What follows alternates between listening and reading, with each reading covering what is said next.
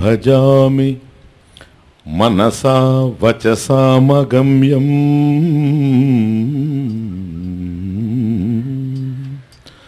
వాచో విభాంతి నిఖిలాయదనుగ్రహేణ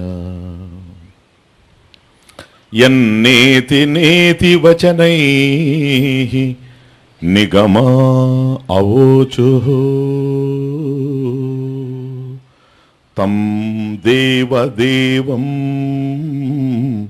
అజమచ్యుతమహురగ్ర్యయం ఈశ్వరో గురురాత్మేతి మూర్తిభేద విభాగినే వ్యోమవత్ వ్యాప్తదేహాయ దక్షిణామూర్తయే నమః. శృతిస్మృతిపురాణానాం ఆలయం కరుణాలయం నమామి భగవత్పాద శంకరం లోకశంకరం.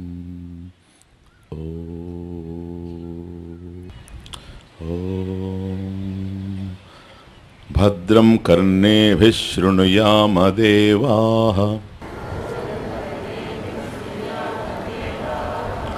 భద్రం పశ్యేమాక్షభిర్యజత్రాః స్థిరైరంగైః స్తుష్టువాగంసస్తనూభిః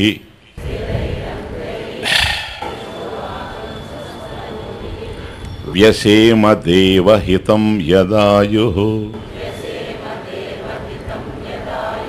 స్వస్తి నః ఇంద్రో వృద్ధశ్రవాః స్వస్తి నః పూషా విశ్వవేదాః స్వస్తి నస్తార్క్ష్యో అరిష్టనేమిః స్వస్తి నో బృహస్పతిర్దధాతు.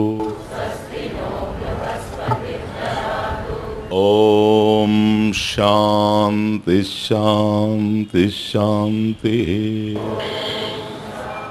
సబ్రహ్మా సశివః సేంద్రః సోక్షరః పరమస్వరాట్ స ఏవ విష్ణుః స ప్రాణః స కాలోగ్నిః స చంద్రమాః స ఏవ సర్వం యద్భూతం యచ్చ భవ్యం జ్ఞాత్వా తం మృత్యుమథ్యేతి నాన్యః పంథా విముక్తయే. సర్వభూతస్థమాత్మానం సర్వభూతాని చాత్మని సంపశ్యన్ బ్రహ్మ పరమం యాతి నాన్యేన హేతునా.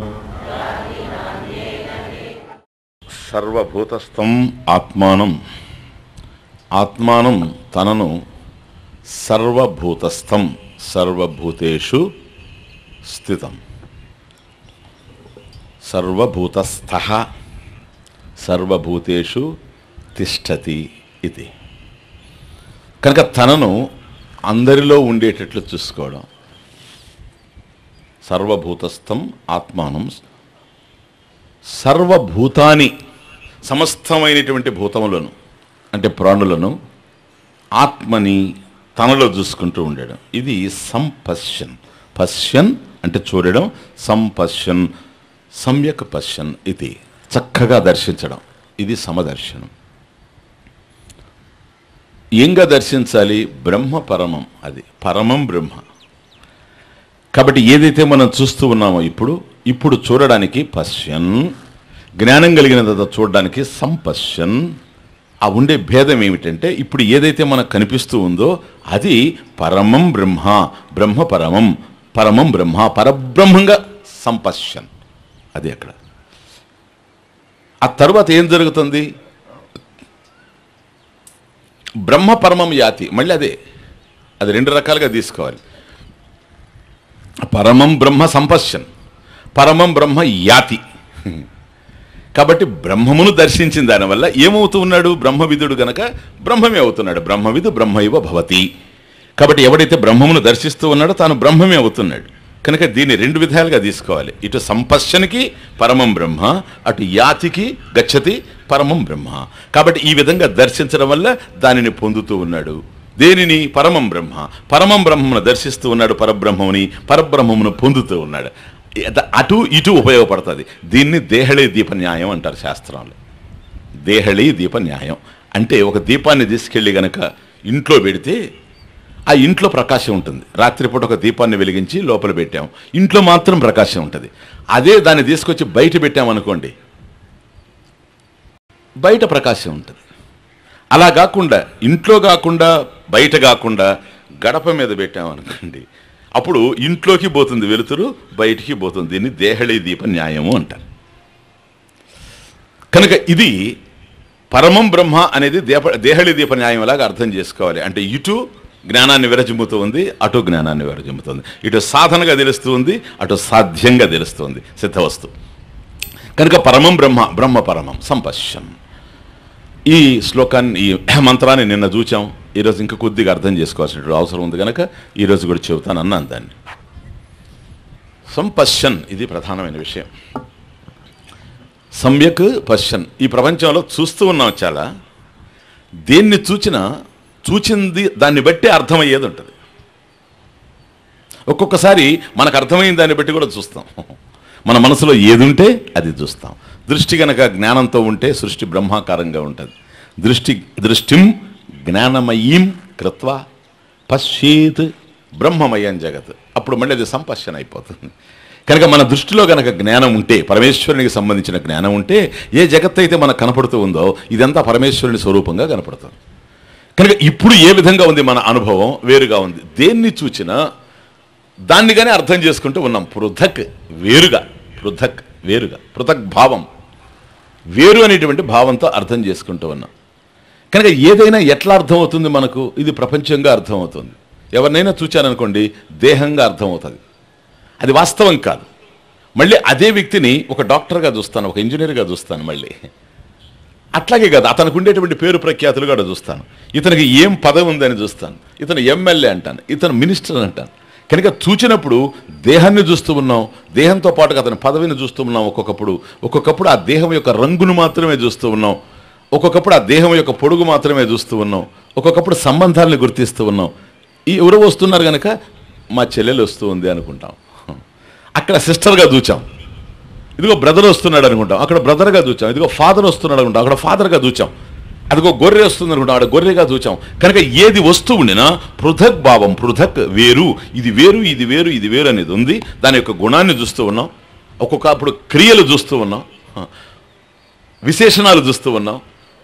కాబట్టి ఈ లక్షణాలతో మనం దీన్ని అర్థం చేసుకుంటూ పోతున్నాం ఈ ప్రపంచాన్ని.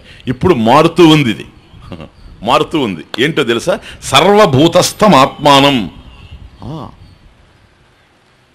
తనను ఆత్మానం, తనను సర్వభూతస్థం, సర్వభూతేషు స్థితం. అది అక్కడ. అంటే ఇప్పుడు ఎవరు కనిపించినా కూడాను వాళ్ళను కాదు చూడడం, తనను చూస్తూ ఉన్నాడు. ఇది వెరీ వెరీ ఇంపార్టెంట్. అది ఎట్లా సాధ్యం? ఎవరు కనిపించినా అనేకం కనిపిస్తూ ఉంటే, ఎవరెవరో కనిపిస్తూ ఉంటే, ఆడ చెట్టు కనిపించింది, పుట్ట కనిపించింది, మేఘం కనిపించింది, ఆకాశం కనిపించింది, మనిషి కనిపిస్తూ ఉన్నాడు, గాడిద కనిపిస్తూ ఉంది. వీటన్నిటిలో తనను చూసుకోవడం ఎట్లా? సర్వభూతేషు ఆత్మానం స్థితం తిష్టతి ఇది. ఎలా సాధ్యం? ఇది ఒక్కటే సాధ్యం. ఏంటో తెలుసా? కారణం తెలిస్తేనే సాధ్యం. జగత్ కారణం బ్రహ్మ అర్థమైతేనే సాధ్యం. అందువల్ల మళ్ళీ నిన్నటి నుంచి మొన్న సాయంత్రానికి గనక మనం వెళితే ఈ సృష్టి అంతా కూడా అభిన్న నిమిత్త ఉపాదాన కారణం అనేటువంటి విషయాన్ని మనం అర్థం చేసుకున్నప్పుడు, కార్యంలో ఉన్నదంతా కూడా కారణమే గనక, కారణం ఒకటే అదృశ్యంగా ఉండినా, నాకు అర్థం కాకుండా ఉండినా, కార్యం తెలుస్తూ ఉంది కనుక కారణానికన్నా వేరుగా కార్యం ఉండలేదు, కానీ కార్యం లేకపోయినా కారణం ఉంటుంది. ఇది తమాషా, ఇది చాలా ఇంపార్టెంట్, ఇది ప్లీజ్, వెరీ ఇంట్రెస్టింగ్ ఆల్సో. ఎందుకనంటే కుండను చూచినప్పుడు, మట్టి పాత్రలను చూచినప్పుడు ఆ మట్టి పాత్రలో ఉన్నదంతా కూడా మట్టి అని అర్థం చేసుకున్నాం మొన్న కార్యకారణాలు చూసినప్పుడు. కనుక ఇది కార్యరూపంలో కనపడతా ఉంది కుండ. దీనికి కారణం ఏమిటి? అయం ఘటః, ఇది కుండ సృష్టం. మరి దీనికి కారణం ఏమిటి? మృత్తిక, మట్టి. కనుక మట్టి ఉంటేనే కుండ ఉంటుంది. అది కుండ కానీ, కూజ కానీ, బాణ కానీ, ఇంకోటి కానీ, ఏదైనా సరే మట్టి పాత్రలు ఉన్నాయి అంటే మట్టి కన్నా వేరుగా ఉండేందుకు అవకాశం లేదు. కనుక ఇది కార్యం. కార్యం ఉందంటే కారణం ఉంది. ఈ కార్యం ఏదైనా కూడా కారణానికన్నా వేరుగా పోలేదు. మట్టికి దూరంగా ఏ మట్టి కుండ కూడా వెళ్ళలేదు, ఎందుకంటే అది కారణం గనక. కానీ కార్యం లేకపోయినా కారణం ఉంటుంది, అవునా? కుండ లేకపోయినా మట్టి ఉంటుంది. కనుక ఏదైతే కారణంగా ఉందో, కార్యాలలో ఏ కారణమైతే ఉందో కారణాన్ని చూచినప్పుడు ఏకం. అది తమాషా. మృత్తికేత్యవ సత్యం. పాత్రలు అనేకం గోచరిస్తూ ఉండినా అనేకమైనటువంటి పాత్రలో ఉన్నటువంటిది అనేకత్వం కాదు, ఏకత్వమే. మృత్తికేత్యవ సత్యం. కాకపోతే దానికి రూపం వచ్చింది కాదు, నామం వస్తుంది, ఇంకేం లేదు. ఇది కుండ, అదొక రూపంతో ఉంది. అది కూజ మరొక రూపంతో ఉంది. దీని రూపం దానిది కాదు, దాని రూపం దీనిది కాదు. కనుక దీని నామం వేరు, దాని నామం వేరు, రూపాలు వేరు, నామాలు వేరు. వస్తుతః కారణం ఏదైతే ఉందో, సత్యం ఏదైతే ఉందో, దీంట్లో దాంట్లో రెండిట్లో ఉన్నది ఒకటే. ఓకే. కాబట్టి ఈ భిన్నత్వాన్ని చూసేటువంటి వాడు ద్వైతాన్ని చూస్తూ ఉంటే, ద్వైతాన్ని చూసినప్పుడు రాగద్వేషాలు కదిలేటువంటి అవకాశాలు ఉంటాయి. కానీ అద్వైతాన్ని చూస్తే రాగద్వేషాలు కదిలేందుకు అవకాశం లేదు. కనుక సంపశ్యన్ బ్రహ్మ పరమం, పరం బ్రహ్మన్ సంపశ్యన్. కాబట్టి ఇప్పుడు ఎలా చూస్తూ ఉన్నాడు? సర్వభూతస్థం ఆత్మానం, ఆత్మానం సర్వభూతేషు స్థితం. స్థితం ప్లీజ్ చూడు అంటే ఏంటి దాని అర్థం? నేను అందరిలో ఉండడం ఎట్లా? ఇది మమాత్మ సర్వభూతాత్మ. This is the point. మమ ఆత్మ, నా ఆత్మ ఏదైతే ఉందో ఇది సర్వభూతాత్మ. సర్వభూతాత్మ అందరిలో ఉండేటువంటి ఆత్మ కూడా అదే. కుండ మాట్లాడితే నాలో ఏ మట్టి అయితే ఉందో కూజాలో కూడా అదే మట్టి ఉందని కుండ తెలుసుకోవడం. లేకపోతే నువ్వు కూజ, నేను కుండ. అర్థమవుతుంది? ఇది డిఫరెన్స్, ఇది భేదం. కనుక మమాత్మ, నా ఆత్మ ఏదైతే ఉందో అది సర్వభూతేషు, సర్వభూతాత్మ. అన్ని భూతాల్లో ఉండేటువంటిది ఏదో అది.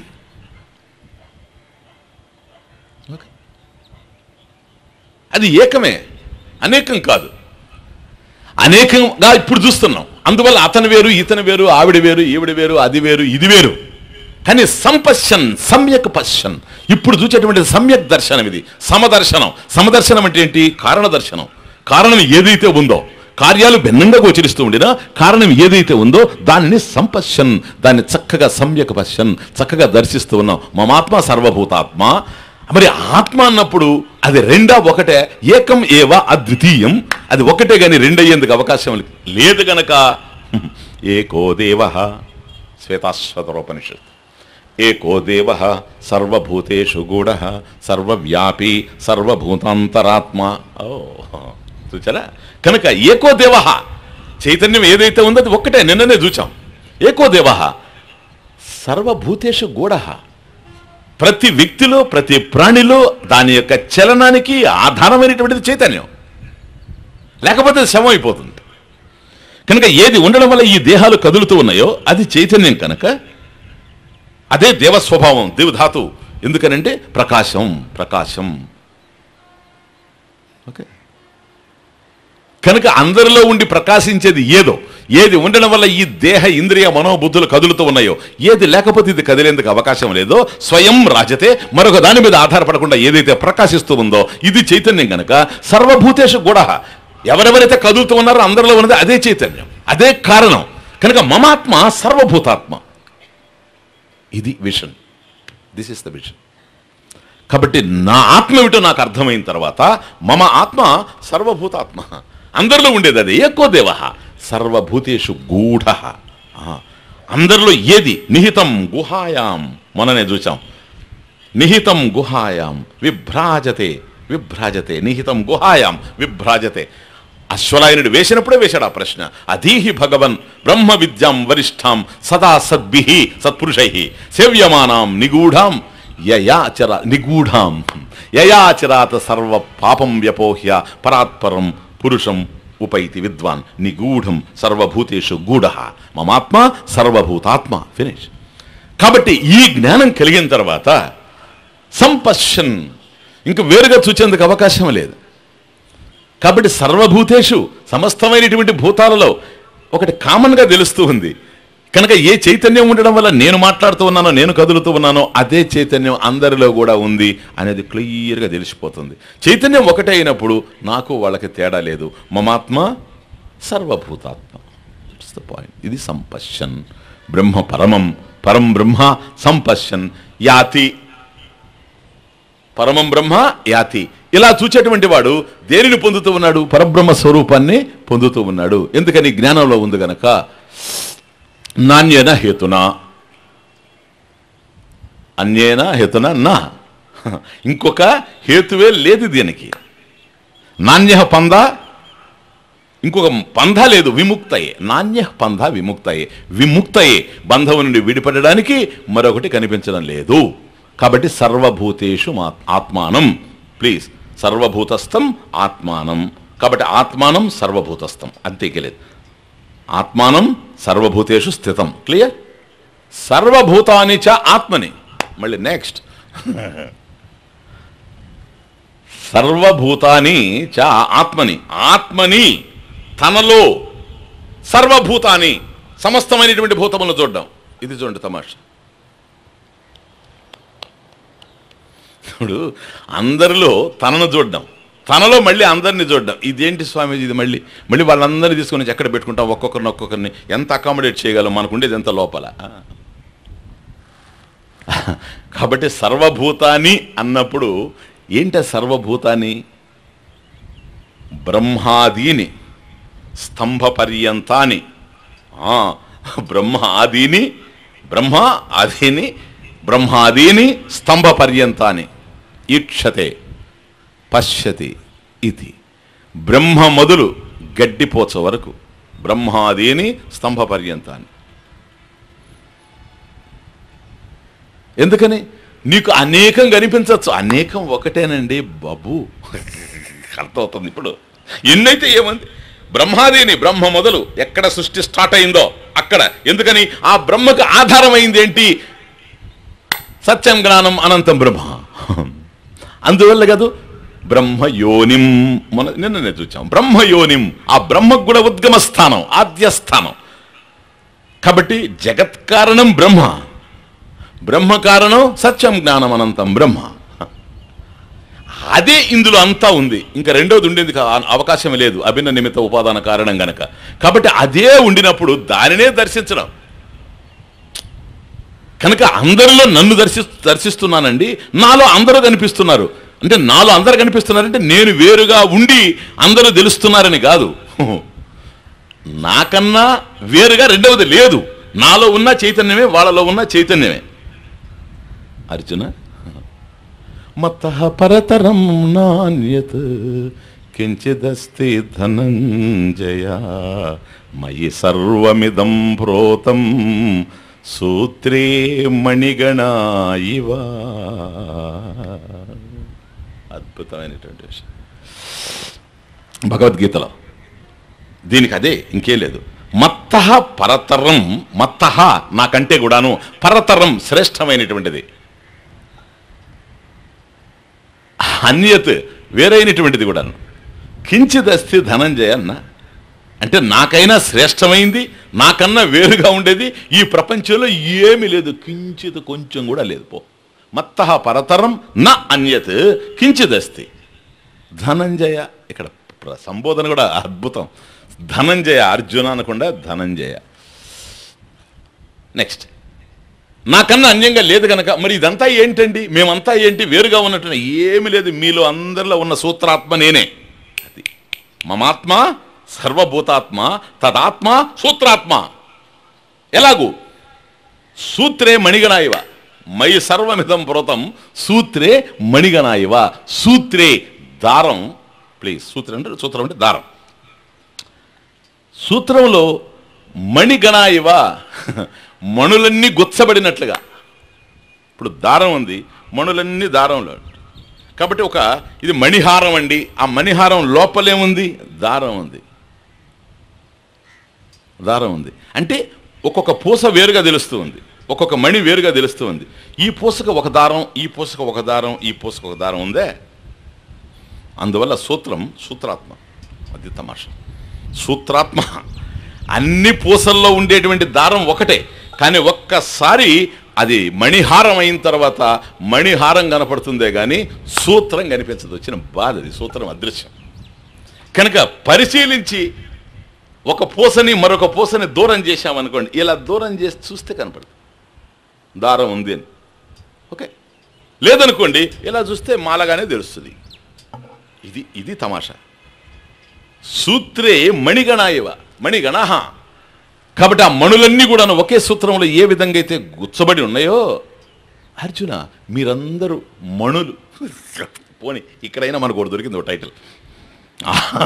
ఇక్కడైనా సంతోషపడవచ్చు. భగవంతుడు మనల్ని, మనం మట్టి అయినా రాళ్ళే అయినా మణులుగా అంటున్నాడు. పోనీలే. సూత్రే మణిగణ ఇవ.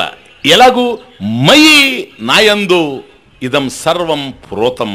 మయి సర్వమిదం ప్రోతం. మయి సర్వం ఇదం సర్వం ఇదం జగత్ సర్వం. ఈ ప్రపంచం ఏదైతే ఉందో అన్నప్పుడు ఏంటి? అన్ని లోకాలు కలిసిపోయినాయి. సృష్టిలో మీకు చెప్పాను, సృష్టికి ముందు ఏది లేదు కనుక ఏది ఉండినా కూడా ఏ లోకమైనా కూడా సృష్టిలోదే. కాబట్టి బ్రహ్మాదీని స్తంభ పర్యంతాని. కాబట్టి బ్రహ్మ మొదలు గడ్డిపోచ వరకు ఏదైతే ఉందో ఇవన్నీ కూడాను మయి నాయందు ఇదం సర్వం జగత్ ప్రోతం గుచ్చబడి ఉందంతే, ఇంకేం లేదు. కాబట్టి మణులు ఏ విధంగా అయితే గుచ్చబడి ఉన్నాయో ఆ విధంగా సమస్తం. అంటే దాని అర్థం ఏంటి? ఆయన ఒక మణి, ఆమె ఒక మణి, ఆయన ఒక మణి, కుక్క మణి, పిల్లి ఒక మణి. దాంట్లో ఉండేటువంటి సూత్రాత్మ పరమాత్మ. మణులు కనబడుతూ ఉన్నాయి, మణుల్లో ఉండేది కనపడడం లేదు. కాబట్టి అందరిలో కనెక్ట్ అయ్యి ఉంది. ఈ పూసకి వేరుగా ఆ పూసకి వేరుగా లేదు. కాబట్టి మమాత్మ నేనే ఆ సూత్రము అని తెలిస్తే, నేనే సూత్రాత్మ అని అర్థమైతే మమాత్మ సర్వభూతాత్మ. అందరిలో ఉండేది కూడాను అదే. గీత కాదు కనుక ఇక్కడ నేను అంతగానో దాటిపోవడం లేదు. లేకపోతే ఆ శ్లోకం మీద 3 రోజులు మాట్లాడాడు. మత్త పరతరం నాణ్యత కించిదస్తి ధనంజయ, కనీసం 3 days పడుతుంది అన్నమాట. అయితే ఇక్కడ ఎప్పుడైతే నేను ఎగ్జాంపుల్ ఇచ్చానో మీకు ఒక డౌట్ రావచ్చు, స్వామీజీ మరి ఉన్నదంతా పరమేశ్వరుడే అభిననిమిత ఉపాదాన కారణం అన్నప్పుడు, ఎప్పుడైతే మీరు పూసలు దారం అన్నారో, దారం వేరు పూసలు వేరు, అవసరమైతే పూసల్ని దారానికి వేరుగా తీసి దూరంగా పెట్టచ్చు.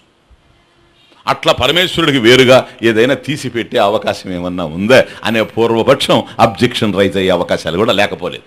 ఎప్పుడు కూడాను దృష్టాంతము అనేదాన్ని, ఇది కూడా శాస్త్రం, దృష్టాంతాన్ని ఏకదేశీయంగా గ్రహించాలనే కానీ సార్వదేశీయంగా గ్రహించకూడదు. సుఖావబోధార్థం అర్థం కావడం కోసం ఒక ఎగ్జాంపుల్ ఇస్తే ఎగ్జాంపుల్ని అంతవరకే అర్థం చేసుకోవాలి, కానీ ఎగ్జాంపుల్ని పట్టుకొని లాగకూడదు. కాబట్టి ఇది ఏకదేశీయం. అంటే అన్నిట్లో పరమేశ్వరుడు ఎలా ఉన్నాడు అని అర్థం చేసుకోవడం కోసమే, ప్లీజ్, అంతకు మించి ఏమీ లేదు, అర్థం చేసుకోవడం కోసమే. సూత్రాత్మ అర్థమవుతుంది. కాబట్టి పరమేశ్వరుడు ఈ ప్రపంచంలో సూత్రధారి. మన పాత్రధారులు, ఆయన సూత్రధారి. ఓకే. కాబట్టి నాకన్నా అన్యంగా రెండవది లేనే లేదు గనక, ఉన్నదంతా నేనే గనక సంపశ్యన్ బ్రహ్మ పరమం. కాబట్టి సర్వభూతాని చ ఆత్మని నాయందు మయి సర్వభూతాన్ని సమస్తమైనటువంటి అన్నిటినీ, అంటే సమస్త జగత్ అని అర్థం. భూతాలే కాదు, కేవలం జడము కూడా, జడ పదార్థాలు కూడా ఏవి నాకన్నా అన్యంగా ఉండడానికి అవకాశం లేదు. ఎందుకని? ఏన సర్వమిదం తతం, ఏన ఈశ్వరేణ ఇదం తతం జగత్ సర్వం వ్యాప్తం, జగద్వ్యాప్తం ఇది. కాబట్టి బ్రహ్మాదీని స్తంభ పర్యంతాన్ని ఇంతవరకు వచ్చేసిందని అర్థం. అంతటా కూడాను నేనే కానీ నాకన్నా అన్యంగా ఉండే రెండవ వస్తువు లేనే లేదు. చీమలో బ్రహ్మలో శివకేశవాదులలో, చీమలో బ్రహ్మలో శివకేశవాదులలో ప్రేమ మీర వెలసియుండి బిరుదు వహించిన సీత రామాను బ్రోవరా ప్రేమతో లోకాభిరామాను బ్రోవరా ప్రేమతో లోకాభిరామాను బ్రోవరా రామ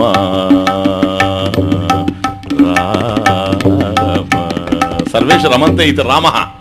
అందరిలో రమించేటువంటి చైతన్యం ఏదైతే ఉందో అదే గనక చీమ మొదలు బ్రహ్మ వరకు అదే. బ్రహ్మాదీని స్తంభ పర్యంతాన్ని తదేవ సత్యం, తత్సత్యం అహమేవ మమాత్మ సర్వభూతాత్మ.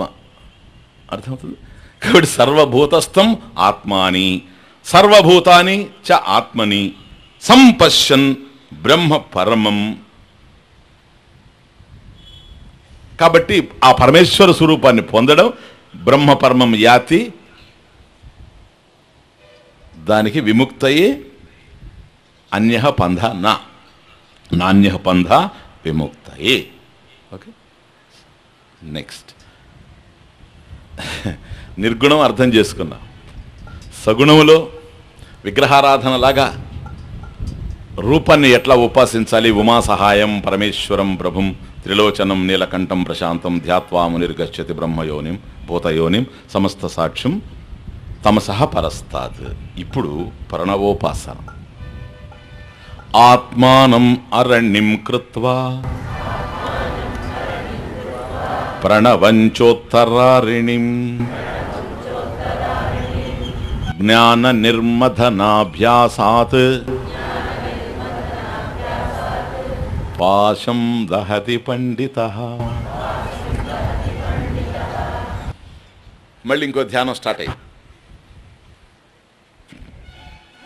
ఇక్కడ ఏదో ఏదో అసందర్భంగా వస్తున్నాయని మాత్రం అనుకో. Beautiful connection please. ఇంతకుముందు ఉమామహేశ్వర ధ్యానం చూచాం కదా, అది సాకారోపాసన. ఆకారం ఉందా లేదా? ఉమామహేశ్వరుడు అన్నప్పుడు మనం ఏ విధంగా విశ్వరూపంలో ధ్యానం చేసినా కూడాను ఆకారం ఉంది. కాబట్టి సూర్యచంద్రుల నేత్రాలుగా చూచాము. ఆకాశం ఏదైతే ఉందో నీలివర్ణంతో ఉంది కనుక నీలకంఠుడు కాబట్టి అలా చూచాము. వాయువు ఏదైతే ఉందో అది ఆయన యొక్క శ్వాసగా చూచాము. ఆయన పాదాలే ఇది ఈ యొక్క భూమిగా చూచాము. కాబట్టి ఈశ్వరే విశ్వరూపే పరమేశ్వరే ధ్యానం. ఓకే, ఉమామ సహాయం. దానిని విగ్రహారాధన, ఇంకొక విధంగా చెప్పాలంటే ప్రతిమోపాసన. అది ప్రతిమ. ఎందుకంటే ఉపాసనలు రెండు విధాలుగా ఉంటాయి ధ్యానానికి. ఒకటి ప్రతిమ, రెండవది ప్రతీక. ప్లీజ్. ప్రతిమ అంటే రూపం, ప్రతీక అంటే శబ్దం. అది ఈ డిఫరెన్స్ కూడా ఉండాలి. కొందరు విగ్రహారాధన ప్రతీకోపాసన అంటారు. కాదు కాదు, అది ప్రతిమోపాసన, విగ్రహారాధన. కనుక ప్రతిమ అంటే రూపం. Please understand. ప్రతీక అంటే శబ్దం. ఇది నామం, శబ్దం అంటే నామం, అది రూపం. నామరూపాలు, ఇంకేమీ లేదు. సృష్టి ఏంటి? సృష్టి అంతా నామరూపాలు. మననే చూసాం, నామరూపాల సృష్టి. ఎందుకని?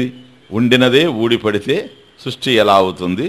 లేనిది మళ్ళీ రావాలంటే ఎలా సాధ్యపడుతుంది? ఇది నామరూపాల సృష్టి అని పాడాం, తెలుసుకున్నాం ఈవినింగ్ క్లాస్.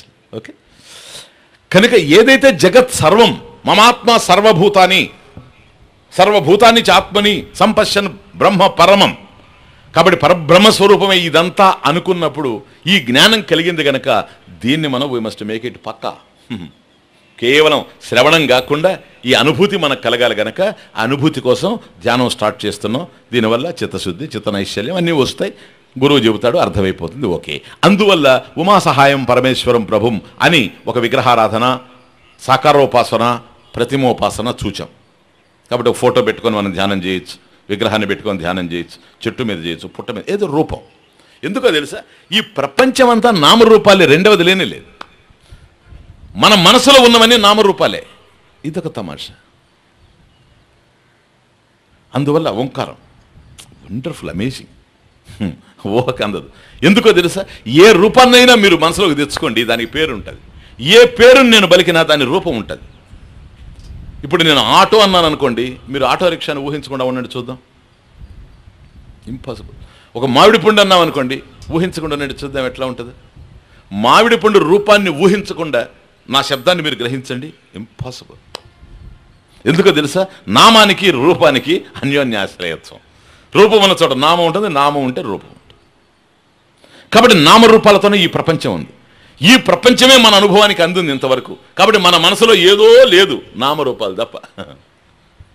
కనుక నామరూపాలతో మనసు నిండిపోయింది గనక దీన్ని శుద్ధి చేసుకునేటువంటి ప్రక్రియ ఏదైతే ఉందో దాంట్లో నామరూపాల్ని ఉపాసించే మార్గంలోనే దీన్ని శుద్ధి చేసుకుంటూ ముందుకు పోవాలి. అంతేగాని ఒకేసారి అనంతమైనటువంటి బ్రహ్మమును ధ్యానించమంటే అయ్యే పని కాదు. ఎందుకని? మనసులో నామరూపాలే ఉన్నాయి గనక ఏ నామం ఉండినా అది పరమేశ్వరుని నామంగా, ఏ రూపం కనిపించినా అది పరమేశ్వరుని రూపంగా. కాబట్టి ఈ నామరూపాలతోనే ప్రపంచం ఉంది గనక, నామరూపాల ప్రపంచమే మనసులో ఉంది గనక ఈ నామరూపాలని పరమేశ్వర స్వరూపంగా భావించడం ఏదైతే ఉందో, ఎందుకని? ఆయన కారణం, ఇది కార్యం గనక. అది తమాషా. కనుక వస్తువుని చూడడం కాకుండా వస్తువులో ఉండేటువంటి మూలతత్వాన్ని చూడడం, సూత్రాత్మని చూడడం, ఇది మనం అర్థం చేసుకునేటువంటి ప్రయత్నంలో నామరూపాన్ని ఉపాసించే మార్గంలోనే మనసును శుద్ధి చేయాల్సిన అవసరం ఉంది కనుక ఇది ఉపాసనలో, ధ్యానముల యొక్క అత్యద్భుతమైనటువంటి ప్రక్రియ మనకు. కనుక సాకారోపాసన చేశామనుకోండి, అన్ని రూపాలు పరమేశ్వరుడి అని. ఓకే, ఏ రూపమైనా పరమేశ్వరుని కన్నా అన్యం కాదని ఒక రూపాన్ని అండర్స్టాండ్, ఒక రూపాన్ని, ఒక వస్తువుని పరమేశ్వరుని యొక్క స్వరూపంగా భావించడం ఏమిటో అది ప్రతిమోపాసన, సాకారోపాసన, విగ్రహారాధన. ఒక శబ్దాన్ని లేదా ఒక నామాన్ని పరమేశ్వరుని స్వరూపంగా భావించడం ఏమిటో అది ప్రతీకోపాసన లేదా నాదోపాసన, శబ్ద బ్రహ్మోపాసన అవుతుంది ఇప్పుడు. కాబట్టి శబ్దం, ఏ శబ్దం అయితే ఉందో ఇదే పరమేశ్వరుని శబ్దం. ఆయనకు ఒక పేరు. చూడండి తమాషా, ఏం పేరు పెడతాం భగవంతుడు చెప్పండి?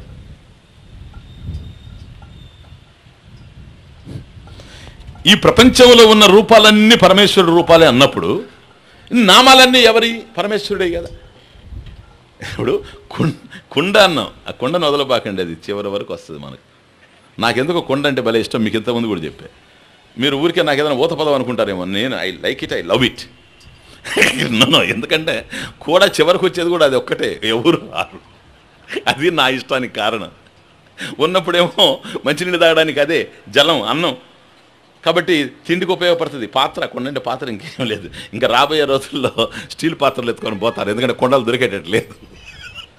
ఏదైనా పర్వాలేదు, పాత్ర ముఖ్యం.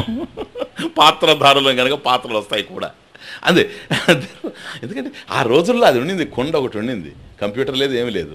దాన్ని బేస్ చేసుకొని ఎన్ని ఎగ్జాంపుల్స్ ఇచ్చారంటే ఆ రోజు మహాత్ములు. అనూహ్యమైన విషయం. ఒక రజ్జువు, ఒక సర్పము, ఒక తాడు, ఒక పాము, ఒక కొండ, ఇది వ్యవహారం. ఇంకా వాటిని బట్టే చేయాల్సిన పని అంతా చేసేసారు. ఈ రోజు ఉన్నవన్నీ వాళ్ళకి దొరికింటే ఎట్లా ఉండేదో, మనకు దొరికే ఇట్లా లేదు. కాబట్టి ఆ కుండను చూసినప్పుడు ఇది కుండ అన్నాం అనుకోండి, వస్తువు ఏంటి? మృత్తిక. మృత్తికేత్యవ సత్యం. అది కూజ అన్నాం అనుకోండి. ఇప్పుడు మృత్తిక ఏమిటంటే అన్ని పేర్లు మృత్తికవే. ఎందుకంటే మృత్తిక ముందు ఉంటుంది, అది తమాషా. కుండ అన్నాం అనుకోండి, కుండ ఏదైనా కావచ్చు. సువర్ణ కలశం కావచ్చు, అప్పుడు స్వర్ణ కుంభ, నో మృత్కుంభ. అందువల్ల కుండకు ముందు మట్టి వచ్చి చేరుతుంది. ఏం కుండ అండి మీరు తెస్తారట కదా, ఏ కుండ తెస్తారు? మట్టి కుండ తెస్తా. అది కూజ, మట్టి కూజ తెస్తా, మట్టి పెడతా. మట్టి ముందు ఉంటుంది, ఎందుకని దాంట్లో నుంచి ఇది వచ్చింది కనుక. కాబట్టి మట్టి మా గారు అడిగితే మనం ఆ కూజ ఎవరంటే, ఆ కూజ పేరు ఏంటంటే నా పేరేనండి. నీ పేరు మట్టి కదా, మట్టి నా పేరే. మరి కూజ కూడా నేనే, ఎందుకని మట్టి నేనే కదా కూజలో ఉండేది, ఇంకోరు ఉండాలి. కుండ కూడా నేనే. మనకు పిల్లవాడికి ఒక పేరు పెడతాం, ఆ తర్వాత వాడిని రకరకాలుగా పిలుస్తాం. డుంపు, గంపు, జంపు, ఇదంతా వాడిని అడిగితే రేపు ఎవరురా ఇదంతా అంటే నేనే సార్, వాళ్ళు ఏదో వాళ్ళు ఇష్టం వచ్చినట్టు పిలుచుకున్నారు, నేనే, ఇంకెవ్వరు లేరు మా ఇంట్లో, ఒకనే ఒక పిల్లవాడిని, వాళ్ళ ఇష్టం, వాళ్ళకి ఎట్లా కావాలనో అట్లా. నేను పొట్టిగా ఉండడం పుట్టాను, పొడుగా ఏడు ఇంకోటి అన్నది ఏం చేస్తాను చెప్పండి. వాళ్ళు ఏమంటే అది పలికాను నేను. ఓకే, అర్థమవుతుంది. ఇప్పుడు ఈ రూపాలన్నీ పరమేశ్వరుడు అయినప్పుడు ఈ నామాలన్నీ కూడా పరమేశ్వరుడే కనుక పరమేశ్వరుడు ఏ నామంతో పిలవాలి? స్వామీజీ ఏ నామంతో పిలిచినా పర్వాలేదు. కొబ్బరి బోణం అని పిలవమంటారా? పిలవచ్చు. అరటి పండులా అది వచ్చి కూర్చుంటుంది, నా పేరు ఎందుకు పిలవరండి? కాబట్టి ఏ పేరుతో పిలిచినా మరొక పేరు కాకుండా ఉంది కనుక అది అండర్స్టాండ్. ఎందుకని నామరూపాలతో ఉండే ప్రపంచం కనుక ఒక పేరుతో మనం పిలిచామంటే ఆ పేరు ఆ వస్తువుకు సంబంధించిందే. అప్పుడు ఆ వస్తువుని ధ్యానించిన వాళ్ళం అవుతామే కానీ సర్వభూతాత్మని ధ్యానించిన వాళ్ళం కాలేం. కాబట్టి అన్ని పేర్లు ఇంక్లూడ్ కావాలి, అన్ని రూపాలు ఇంక్లూడ్ కావాలి. అమేజింగ్. అటువంటి పదం ఏదన్నా ఉంటే దొరికితే బాగుండు. అర్థమైందే. ఈ పేర్లే కాకుండా ఒక కొబ్బరి బొండం అని, ఒక అరటి పండు అని, లేకపోతే రోజా పువ్వు అని, లేకపోతే వాచ్ అని, ఇట్లా ఎన్నెన్ని పిలిచేది భగవంతుణ్ణి. ఎన్ని పిలిచినా ఇది అనేటప్పటికీ అదిగా ఉంటుందే కానీ అన్నీ అయ్యేందుకు అవకాశం లేదు కనుక అన్నీ అయ్యేటువంటి పేరు ఒకటి చూసి పెట్టాలి అని అభిప్రాయపడి ఓం తస్య వాచకః ప్రణవః. తస్య వాచక ప్రణవః ఓంకారం. భగవంతుడికి ఓం అనేది పేరు. ఇప్పుడు ఏంటో తెలుసు, అన్ని దాంట్లో ఇంక్లూడ్ అయి ఉంటాయి. That's the beauty. కనుక ఏ పేరుతో భగవంతుని పిలిస్తే బాగుండు అని అనుకున్నప్పుడు తస్య వాచకః ప్రణవః. ప్రణవః ఓంకారం. ఇది వాచకం అంటే ఆయనకి పేరు. మరి వాచ్యం ఎవరు? భగవంతుడు. తస్య వాచకః ప్రణవః. భగవంతుడు వాచ్యం, ప్రణవం వాచకం. వాచ్య వాచకయోహో అభేదః. వాచ్యానికి వాచకానికి తేడా లేదు. స్వామీజీ మీ పేరేంటండి? సుందర చైతన్యానంద. అది ఎవరు? నేనే. నేనెవరు? సుందర చైతన్యానంద. సుందర చైతన్యానంద ఎవరు? నేను. అది నా పేరే, నాకన్నా వేరైంది కాదు. నా పేరు నేను రెండు కాదు. అండర్స్టాండ్? కాబట్టి వాచ్య వాచకయోహో, అటు వాచ్యానికి భగవంతుడికి ఆయన పేరు ప్రణవః ఓంకారం ఏదైతే ఉందో దీనికి దానికి భేదం లేదు. అభేదః. వాచ్య వాచకయోహో అభేదః. దానికి దీనికి భేదం లేదు. కాబట్టి భేదం లేదు గనక దాన్ని పట్టుకొని మనం ముందుకు పోవచ్చు. కాబట్టి ఒకే ఒక అక్షరంతో పరమేశ్వరుని పిలవడం. తమాట చూడండి. ప్రణవః సర్వవేదేషు. సర్వవేదేషు ప్రణవః. ప్రణవ సర్వవేదేషు. ఎక్కడ? విభూతులు చెప్తూ తన విభూతుల్ని అర్జున వేదాలలో నేను ఓంకారం అంటే ఏంటి దాని అర్థం? వేదాలలో ఉండే జ్ఞానం అంతా, వేద సారం అంతా ఓంకారం. ఓంకారం ఓంకారం. ఎందుకో తెలుసా? ఏ రూపాన్నైనా ఒక శబ్దంతో పిలవాలి. అన్ని శబ్దాలు ఓంకారంలో ఉన్నాయి. అది తమాషా. మీరు ఏదైనా పిలవండి. ఇప్పుడు అరటి పండు అన్నాం అనుకోండి, కొబ్బరి బొండం అన్నాం అనుకోండి. ఎందుకంటే చెప్పాను కనుక అవే రిపీట్ చేస్తాను. ఓ రోజా పువ్వు అన్నాం అనుకోండి, ఒక వాచ్ అన్నాం అనుకోండి. ఏది అనినా ఎక్కడి నుంచి అంటాము? ముక్కుతో అనలేము. ముక్కుతో పాట పాడేవాళ్ళు ఉన్నారు కానీ ముక్కుతో మాట్లాడేవాళ్ళు లేరు. ఆ ముక్కుతో పాట పాడేవాళ్ళు కూడాను నోటితో పాడే పాటలోనే ముక్కును కలపాలి. అంతే తప్ప కేవలం ముక్కుతో అని పాడలేరు. నోటితోనే జరిగేది ఏదైనా శబ్దం. ఓకే, నోటితోనే. నోటితో మీరు ఏ అక్షరం పలికినా, ఏదైనా పలకండి, మీరు ఏది పలికినా ఈ ఓంకారంలో ఉంటుంది. అందుకని దాన్ని తీసుకున్నారు. అది తమాషా. ఎట్లుంటాయి స్వామీజీ అన్ని అక్షరాలని దీంట్లో ఎట్లుంటాయి? అది ఏకాక్షరం బ్రహ్మ. తమాషా చూడు. ఏకాక్షరం. ఓమిత్యేకాక్షరం బ్రహ్మ 8వ అధ్యాయం తర్వాత చెప్తాం. కాబట్టి ఏకాక్షరం కదా, ఒకే అక్షరం కదా. ఓం ఒకే అక్షరం. తమాషా అదే, ఒకే అక్షరం కానీ అన్ని దాంట్లోనే ఉన్నాయి. ఎందుకో తెలుసా? నువ్వు ఏ పదమన్నా పలుకు, ఏ అక్షరం అన్నా పలుకు. అక్షరాలు మనం పలికేటప్పుడు, శబ్దాలు వచ్చేటప్పుడు 3 విధాలుగా వస్తాయి. ఒకటి పలికేటప్పుడు నోరు తెరుస్తాం, నోరు తెరవకుండా పలకలేం కొన్ని. ఆ, కా, కాకి, కా, నోరు తెరవాలి. సరేనా? కొన్ని నోట్లో నుంచి గాలి బయటికి ఊదాలి. పూలు, ఊయల, ఊ. కొన్ని అక్షరాలు పలికేటప్పుడు 2 పెదవులు ముయ్యాలి. ఇప్పుడు మొదట నోరు తెరిచిన ఆ అని నోరు తెరిచిన అమ్మా అన్నాం అనుకోండి, ఆ అన్నప్పుడు నోరు తెరవాలి. మా అంటే 2 పెదవులు కదలాలి. అమ్మ, అమ్మ, అమ్మ. సరేనా? ఇంకా ఏమన్నా ఉన్నాయేమో మీరు ఆలోచించుకోండి. నా వరకు అయితే నాకు అర్థం కాలేదు. ఇంతే ఉండేది.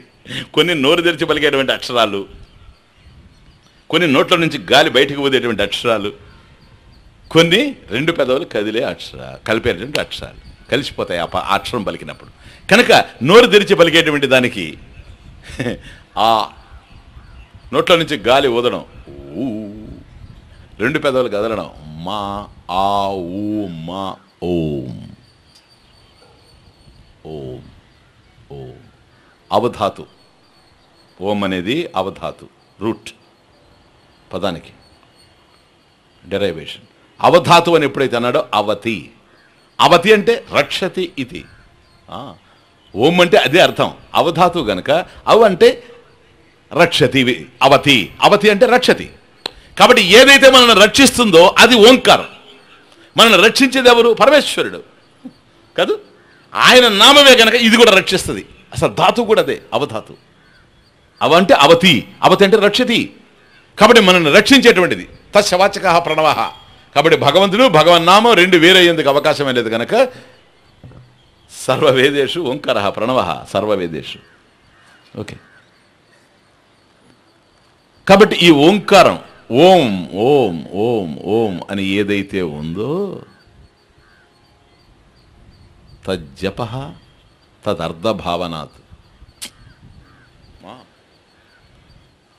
దాన్ని జపం చేయడం. ఓం ఓం ఓం ఓం ఇది జపం, రిపిటిషన్. ఎట్లాగూ తజ్జప తదర్థభావనాత్. పతంజలి మహర్షి యోగ దర్శనం. దాని అర్థం తెలిసి ఉండాలి, లేకపోతే ఓం అనొచ్చు, డామ్ అనొచ్చు. ఏంటి దాని అర్థం? అర్థం కూడా తెలిసి ఉండాలి. ఓం అనేటి దానికి అర్థం కూడా తెలిసి ఉండాలి. ఆ అర్థం ఏదైతే ఉందో ఉపనిషత్తులు అమోఘమైన విషయాల్ని బోధించిన, మొన్న మీకు నేను ఒక విషయం చెప్పాను. అన్ని ఉపనిషత్తుల్లో చాలా అమోఘమైన అద్భుతమైన ఉపనిషత్తు దశోపనిషత్తుల్లో మాండుక్యోపనిషత్తు. ఆ మాండుక్యోపనిషత్తులో కేవలం 12 మంత్రాలే ఉన్నాయి. వాటి మీద గౌడపాదాచార్యులు 250 కారికలు రాస్తే వాటి మీద శంకర భాష్యం, వాటి మీద భాష్యం వస్తూ ఉందని. అద్భుతమైన ఉపనిషత్తు. ఓన్లీ 2 టాపిక్స్ దాంట్లో. మొదటిది ఓంకారం, రెండోది అవస్థాత్రయం. సంక్షిప్తంగా సారభూతంగా మీకు ఇప్పుడు అందుతూ ఉన్నదట ఈ క్షణం నుండి మాండుక్యోపనిషత్తు అనే నా ఉద్దేశం. ఇది మైనర్ ఉపనిషత్తు అంటారు. అంటే దశోపనిషత్తులు లేని వాటి నుండి మైనర్ ఉపనిషత్తు అంటారు. ఆ దశోపనిషత్తులు ఏవైతే ఉన్నాయో ఈశ, కేన, కఠ, ప్రశ్న, ముండక, మాండుక్య, ఐతరీయ, తైత్రీయ, బృహదారణ్యక, చాందోగ్య. ఇవి దశోపనిషత్తులు. అవి కాకుండా చాలా ఉపనిషత్తులు ఉన్నాయి, అద్భుతమైన ఉపనిషత్తులు. అందులో ఇదొకటి. దశోపనిషత్తులు కాకపోయినా నృసింహ తాపిన్యోపనిషత్తు అని ఉంది, దానికి శంకర భాష్యమే ఉంది. కనుక అమోఘమైన ఉపనిషత్తులు ఎన్నో ఉన్నాయి. వాటిలో కైవల్యోపనిషత్తు ఒకటి. ఇక్కడ మాండుక్యం యొక్క సారం అంతా మాండుక్య రసాయనం అందుతూ ఉంది. ఇక్కడ స్టార్ట్ అయింది. అందుకని ఓంకారం. దాంట్లో ఉండేది రెండే, ఓంకారము, అవస్థాత్రయము. ఆ రెండు ఇప్పుడు డిస్కస్ చేస్తాడు. ఎందుకో తెలుసా? ఓంకారంలో ఉన్నది అవస్థాత్రయమే. అండర్స్టాండ్? ఏమిటో తెలుసు అవస్థాత్రయం? జాగ్రత్త అవస్థ, స్వప్నావస్థ, సుషుప్తి అవస్థ. జాగ్రత్త అవస్థ అకారం. ఆ ఏది రిప్రజెంట్ చేస్తూ ఉందో తెలుసా? ఆకారం జాగ్రత్త అవస్థ. ఉకారం స్వప్నావస్థ, డ్రీమ్ వరల్డ్.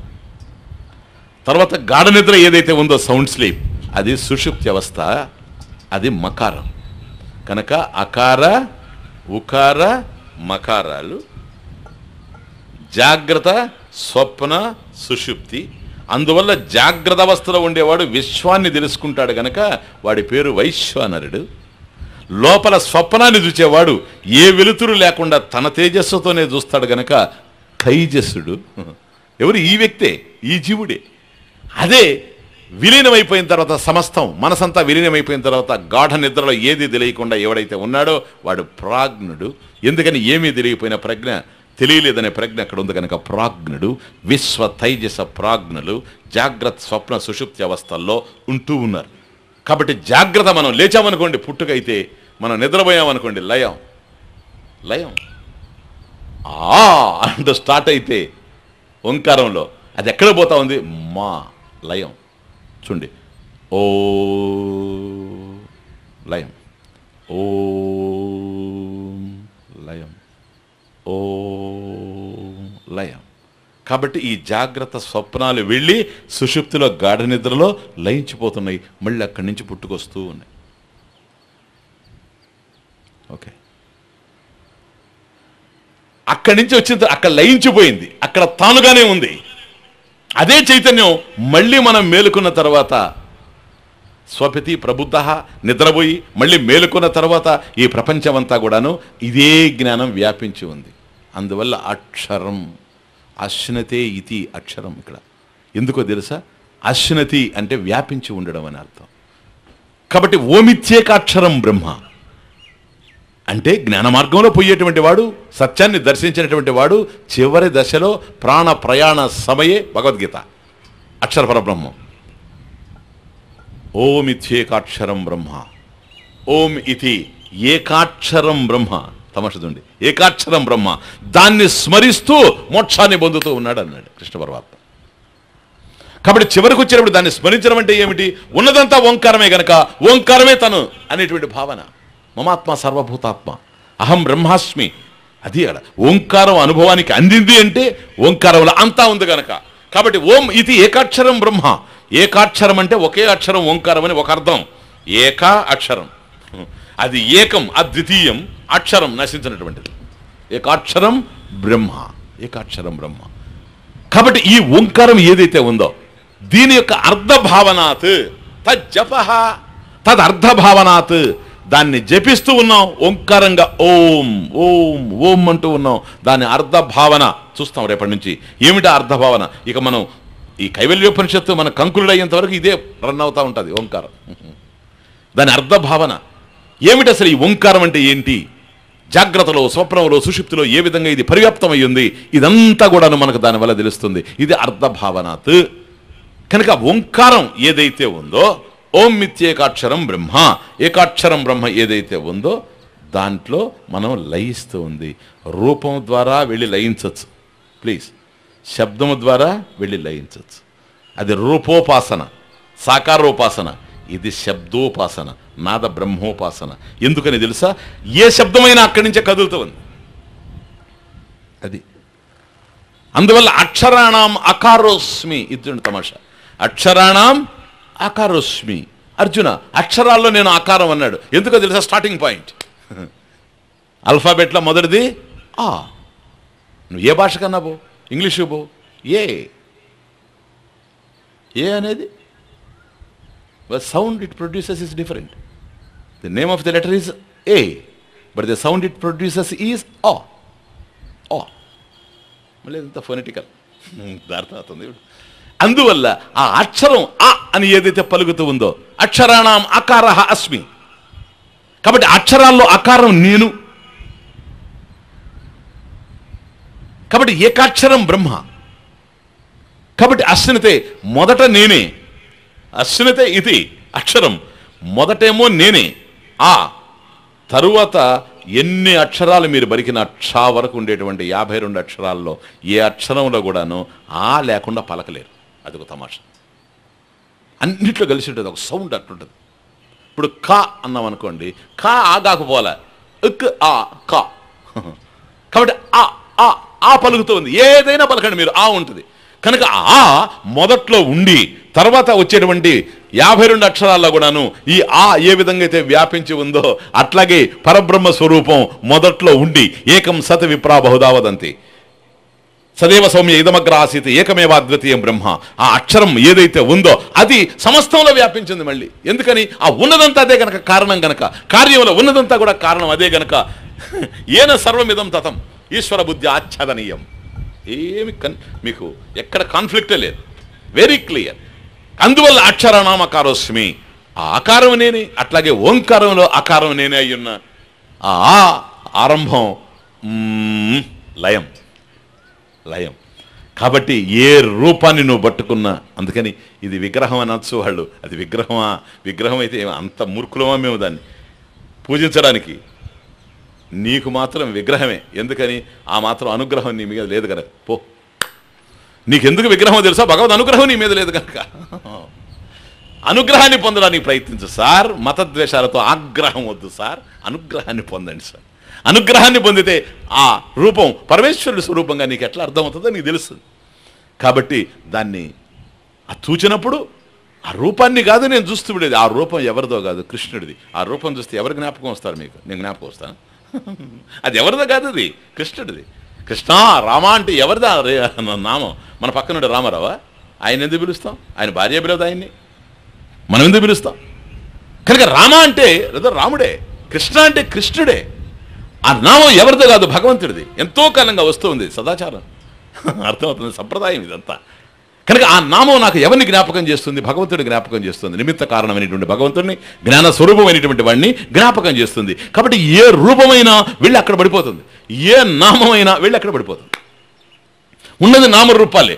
కాబట్టి నామరూపాలు అనేటువంటివి ఒక ఫ్లైట్ ఎక్కి పైకి ఎగిరినట్టుగా ఆ నామం పట్టుకొని పరమేశ్వరుడి దగ్గర పోవడం, ఆ రూపాన్ని పట్టుకొని పరమేశ్వరుడి దగ్గర పోవడం, ఆ రూపాన్ని పట్టుకొని పోవడం సాకారోపాసన, నామాన్ని పట్టుకొని పోవడం శబ్ద బ్రహ్మోపాసన.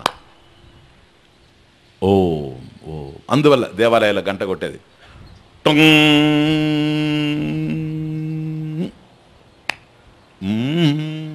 ఓం ఓం. మీరు ఆ గంట ఆపిన తర్వాత కూడా మనకి వినపడుతుంది ఓం అంటుంటుంది. కాబట్టి ప్రతి చోట గంట కొట్టమన్నారు కానీ ఇంకేదో తప్పెట్టుకి పెట్టి కొట్టమని చెప్పలే. ఎందుకంటే గంట ఎందుకు పెట్టాడు? ఘంటానాదం, ఆ ఘంటానాదంలో మనకు వినిపిస్తుంది ఓం ఓం. లయించాలంటే ఓ శబ్దము లేదా రూపం. అందువల్ల పిల్లలు చూడండి, చిన్నపిల్లలు ఊయల్లో వేసిన తర్వాత రూపంతో నామంతోనే వాళ్ళ నిద్రపుచ్చేది, లేకపోతే లయం రాదు. వాడు ఎంత ఊపినా మనకేమో టిఫిన్ చేయాలని ఉంటుంది, పిల్లవాడు నిద్రపోతే టిఫిన్ చేస్తామని మనం వెళ్ళామంటే వాడు కుయ్యి అంటాడు. అందుకని వాడు నిద్రపుచ్చాలా, నిద్రపుచ్చాలని వాడు నిద్రపోడు. అందువల్ల రెండే, ఒకటి రూపం, రెండోది శబ్దం. రూపం ఏంటో తెలుసా? చిలక పందిరి. అది ఎంత అలా కట్టేసిన తర్వాత అది తిరుగుతుంటుంది, గలగలగలగలగల తిరుగుతుంటుంది చిలక పందిరి. ఈ పిల్లవాడు చూస్తూ ఉంటాడు, అట్లా వాడికి ఏం తెలియదు, చిన్న పిల్లవాడు అలా చూస్తూ ఉంటాడు. రూపం అక్కడికి సగం లయం వాడికి అలా చూస్తూ ఉంటే లయం వస్తుంటుంది. ఈ లోపల మనం జో అచ్యుతానంద జో జో ముకుంద లాలిపాట, ఈ లోపల వాడు నిద్రపోతాడు. నిద్రపోతే మనం ఇడ్లీల దగ్గర ఉంటాం. అర్థమవుతుంది? అందుకని రూపంలో నుంచి నామంలో నుంచి పిల్లవాడు కూడా లయం అయిపోతున్నాడు. అది కనుక రూపము నామము ఈ రెండిట్లో ప్లీజ్ నామంతోనే విశిష్టత రూపం కంటే కూడా. ప్రారంభ దశలో రూపం కానీ సాకారోపాసన, విగ్రహారాధన, సాకారోపాసన, రాను రాను రాను శబ్దోపాసన. అందువల్ల సన్యాసులకు ఎక్కువగా ప్రణవోపాసనే చెప్తారు. గురువు సన్యాసం ఇచ్చేటప్పుడు చెప్తాడు, అయ్యా నువ్వు ప్రణవం ఓంకారాన్ని ధ్యానం చేస్తూ పో. ఎందుకని? తజ్జప తదర్థభావనాత్, దాన్ని జపం చేస్తూ పో. అదే సేమ్ టైం దాని అర్థం తెలుసుకుంటూ పో. అర్థం కనుక తెలిసిద్దే ఈ విశ్వం ఏదైతే ఉందో, జాగ్రత్త అవస్థ, స్వప్నం ఏదైతే ఉందో, స్వప్నావస్థ, సుషుప్తి ఏదైతే ఉందో, ఈ మూడిట్లో పరివ్యాప్తం అయి ఉండేటువంటి చైతన్యం నేనే. నేనే నేను మేలుకోకముందు నేను ఉన్నాను, మనసు లేదు. మేలుకున్న తర్వాత మనసు వచ్చింది, మనసుతో ప్రపంచాన్ని చూస్తూ ఉన్నాను. ప్రపంచంతో మనసు ద్వారా ప్రపంచాన్ని చూస్తూ ఉండిన ఆ మనసుకు ఆధారంగా నేనే ఉన్నాను చైతన్యం. చైతన్యం లేకపోతే మనసు పనిచేయలేదు. ఆ తర్వాత స్వప్నంలో మనసు చూడడానికి లైట్ వేసింది నేనే, నా చైతన్యంతోనే చూస్తూ ఉంది. అంతస్తేనా? కాబట్టి ఈ ప్రపంచం ఉన్నప్పుడు నేనున్నాను, ప్రపంచం రాకముందు నేనున్నాను, ప్రపంచం పోయిన తర్వాత నేనుంటాను. అది స ఏవ సర్వం, స ఆత్మ ఏవ సర్వం, యద్భూతం యశ భవ్యం సనాతనం. ఇది కనెక్షన్. కాబట్టి శబ్దం ఏదైతే ఉందో రూపంతో దూచినప్పుడు రూపం అనిత్యంగా ఉంటుంది, శబ్దం నిత్యంగా ఉంటుంది. శబ్దం ద్వారా వస్తువు దొరుకుతుంది. ఓం అది తదర్థభావనాత్. దీని యొక్క అర్థం ఏమిటో తెలిసి కనుక భావన చేశామనుకోండి, పరమేశ్వరుడే కనపడతాడు. చూస్తాం ఇప్పుడు 2 రోజుల్లో. ఓం అంటే ఏమిటో మనం చూస్తాం. ఓం చూసిన తర్వాత ఓం అని ఎవరన్నా అన్నారు అనుకోండి, పరమేశ్వరుడే అని అర్థం. ఓం శాంతి స్వరూపం, అంతేనా? ఓం శాంతి కాదు, ఓం అనేది శాంతి స్వరూపం. అర్థమైంది? భోంచేయడం ఇట్లా. ఇప్పుడు శాస్త్రం తెలియకపోవడం వల్ల అందరూ ఇట్లా భోంచేయడం. ఇప్పుడు ఇటు తినేవాళ్ళు చాలా తక్కువైపోయారు. ఓమే శాంతి స్వరూపం, పరమేశ్వరుడు. ఆయనకన్నా అన్యంగా రెండవది ఉండేందుకు అవకాశం లేదు ఓం. కనుక ఏదైనా ఎట్లా లభ్యం అవుద్ది? ఇప్పుడు చూడండి తమాషా, శబ్దంతో ఎట్లా వస్తుందంటే స్వామిజీ ఓం అంటే అదే తజ్జప తదర్థభావనాత్. దాన్ని కనుక ఆ అర్థాన్ని కనుక మనం భావించగలిగితే పరమేశ్వరుడు దొరుకుతాడు. ఇంకంతే, ఇంకేం లేదు. ఎందుకని దాని అర్థమేది జ్ఞాన రూపంలో ఉన్నాడు కనుక. ఇప్పుడు ఇంటికి పోయిన తర్వాత మీరు అక్కడ కూర్చొని ఇదిగో కాఫీ తీసుకొని రా అన్న తర్వాత కాఫీ వస్తుందా లేదు? వస్తుందా లేదు? అంటే ఒకవేళ మనం గిట్టకపోతే పాలు రాలేదని చెప్పచ్చు. అది నేను అంతవరకు వెళ్ళడం నాకు అర్థం కాని పంచాంగం. నేను చెప్పేది ఏంటంటే మామూలుగా కామన్ బ్యాలెన్స్లో అర్థమయ్యేటండి. ఇంట్లో అడుగుతాను కాఫీ తీసుకోనంటే కాఫీ తెస్తారా లేదా, చాయ్ తీసుకురామంటే చాయ్ తీసుకొని వస్తారా లేదా. నువ్వు ఏంది చెప్పేది? ఇప్పుడు కాఫీ తీసుకొని రా, అది శబ్దమే కదా. కాఫీ తీసుకొని రా శబ్దం, కాఫీ వస్తుందా లేదా? ఓం శబ్దం సార్, బ్రహ్మం కాఫీలాగా వస్తుంది. ఎందుకంటే తదర్థ భావనాథ్, అంతే, తదర్థ భావనాథ్. కాబట్టి రూపం ఏదైతే ఉందో అది అనిత్యంగా ఉంటుంది, శబ్దం నిత్యం రూపంతో పోల్చినప్పుడు కంపారిటివ్లీ. ఓకే, కారణం ఏంటో తెలుసా? ఈరోజు రూపం ఉంటుంది, పోతుంది. అందువల్ల దాన నిమిత్త కీర్తి, యశో నిమిత్త కీర్తి, ఇవన్నీ కూడా ఉన్నాయి కాదు. ఇప్పుడు గతంలో ఎవరిని గురించి అయితే మనం అనుకుంటూ ఉన్నామో వాళ్ళ దేహాలు లేవు. అవకాశం వస్తే చాలు శంకర భాష్యం అంటాను నేను. ఏడి శంకర, ఏడి లేకుండా ఉండేది ఎక్కడ? అర్థం చేసుకుంటే కనుక ఆ రూపం ఇప్పుడు మన దగ్గర లేకపోయినా ఆ నామం మన దగ్గర ఉంది, అది కీర్తి. కాబట్టి మనిషి రూపంతో కొంతకాలమే ఉంటాడు ఈ ప్రపంచంలో, కానీ కీర్తితో చాలా కాలం ఉంటాడు. అట్లా చూసినప్పుడు రూపం అనిత్యం, రూపం అనిత్యం, నామం నిత్యం. అది అందువల్ల శబ్దోపాసన, శబ్ద బ్రహ్మోపాసన. కాబట్టి ఏదైతే మనం ఇప్పుడు ఓంకారమే బ్రహ్మం, చూడండి తమాషా, ఓంకారమే బ్రహ్మం, ఓమిత్యేకాక్షరం బ్రహ్మ అన్నలో ఉద్దేశం ఏంటంటే, ఏమో స్వామీజీ మరి అంతటా అని చెప్పేసి ఓం అంటే ఇదే బ్రహ్మమా? ఆయుర్వేదంలో ఒకటి ఉంది తమాషా పదం, ఆయుర్వైఘృతం. ఆయుర్వైఘృతం, ఘృతం అంటే మీకు తెలుసు నెయ్యి, సరేనా? ఆయుర్వైఘృతం అంటే నెయ్యి వల్ల ఆయుష్ పెరుగుతుంది అని పూర్వం, ఇప్పుడు కొలెస్ట్రాల్ పెరుగుతుంది అని మనం అదృష్టం. కాబట్టి ఆయుర్వైఘృతం అంటే ఆ రోజు కష్టపడి పనిచేసేవాళ్ళు కనుక బాగా శ్రమ పడేటువంటి వాళ్ళు. ఇప్పుడు మనలాగా ఏంది నేను బ్రహ్మస్వరూపం కదా, నేనేంది కష్టపడి కూర్చోను. అందువల్ల ఆ బ్రహ్మ కదలడం లేదు, కదిలితే నడవలేదు, నడిస్తే కూర్చోలేదు, కూర్చుంటే పడుకోలేదు. కాబట్టి నడిపించేవాళ్ళు ఒకరు ఉండాలి, కూర్చోబెట్టేవాళ్ళు ఒకరు ఉండాలి, లేపేవాళ్ళు ఒకరు ఉండాలి, పడుకోబెట్టేవాళ్ళు ఒకరు ఉండాలి. అది బ్రహ్మస్వరూపం అయిపోయింది ఇప్పుడు. కానీ పూర్వం కష్టపడి పనిచేసేవాళ్ళు కనుక వాళ్ళు ఎంత నెయ్యి తీసుకుంటూ ఉండినా బుద్ధి కూడా బాగా వికసించేది, కావాల్సినది అంతా ఖర్చు పెట్టేసేవాళ్ళు. ఇప్పుడు కేవలం కన్జ్యూమర్స్గా మిగలలేదు కదా వాళ్ళు వచ్చిన బాధ అది. పూర్వం మన వాళ్ళంతా కూడా కష్టపడి శ్రమపడి పనిచేసేటువంటి వాళ్ళు, ఇంత తేలిగ్గా లేదు జీవితం. అందువల్ల ఘృతం, పప్పులో నెయ్యి పోస్తే నేనే చూసాను చిన్నప్పుడు, ఇప్పుడు అనుకుంటుంటే భయం వేస్తుంది దాన్ని. మా పప్పులో నెయ్యి కలిపి తర్వాత ఇట్లా పెట్టేవాళ్ళు పోయి, మాకు కూడా చెప్పేవాడు, మేము తాగేవాళ్ళం చిన్నపిల్లలు. రే తాగవాయి, నువ్వు నెయ్యి కనుక బాధ అయితే మంచి జ్ఞానం వస్తుందంటే మేము అదే పనిగా గుడగొడగొడని తాగేవాళ్ళం, ఎందుకంటే జ్ఞానం మంచి బుద్ధిశాలిలో వస్తామని. మా తాతయ్య అయితే చెప్పేవాడు, బృహస్పతి కుండలు తాగేది. ఆయన ఎప్పుడు చూశాడో ఏమో నాకు తెలియదు.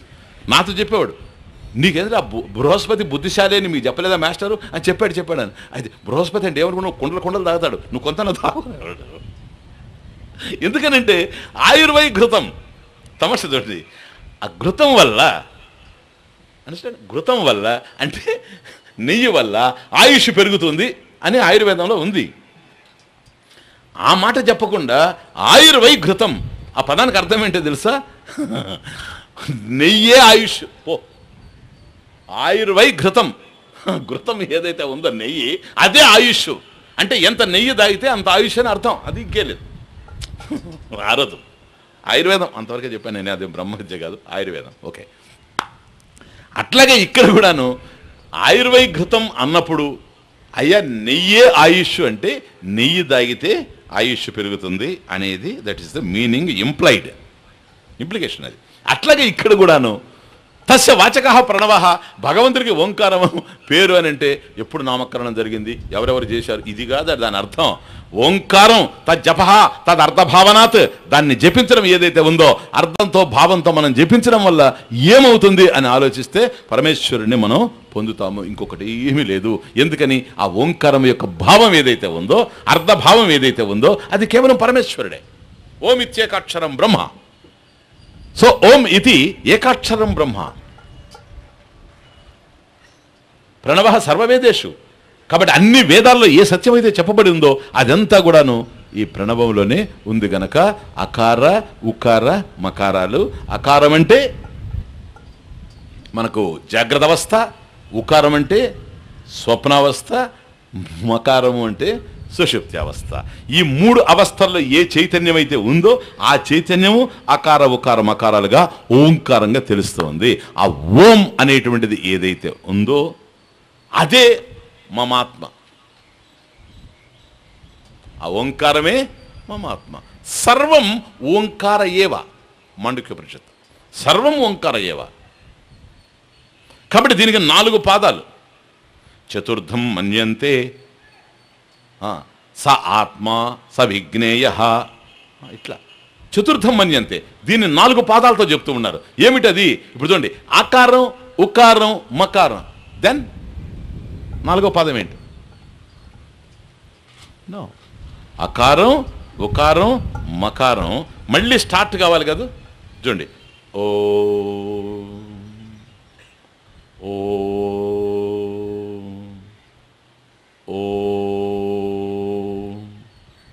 ఓం అని స్టార్ట్ అవుతుంది.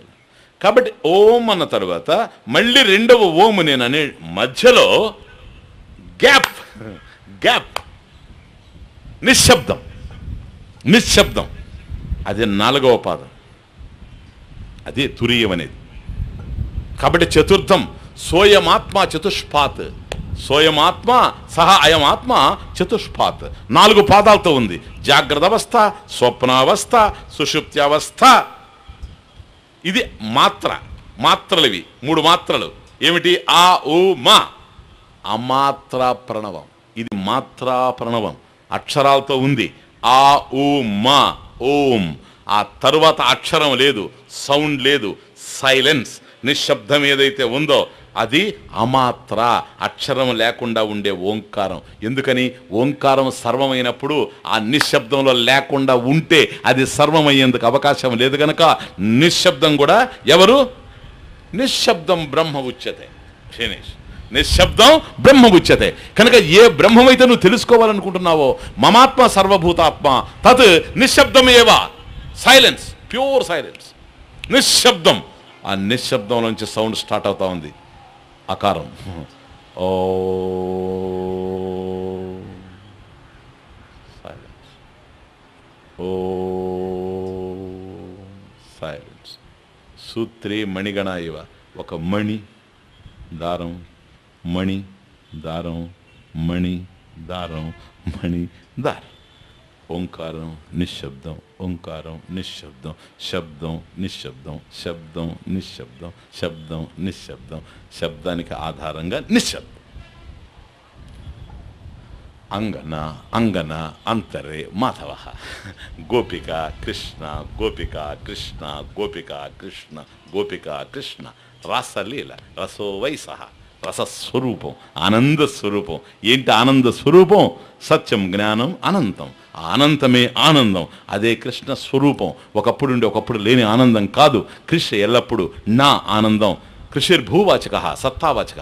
ఎప్పుడు ఉండేటువంటిది కృష్ నా ఆనందవాచక. కృష్ణ సదానంద స్వరూపం. కాబట్టి గోపిక కృష్ణుడు, గోపిక కృష్ణుడు. అంగన అంగన అంతరే మాధవ. గోపిక కృష్ణుడు, గోపిక కృష్ణుడు. ఆలోచన నిశ్శబ్దం, ఆలోచన నిశ్శబ్దం, సౌండ్ నిశ్శబ్దం, సౌండ్ నిశ్శబ్దం, సైలెన్స్.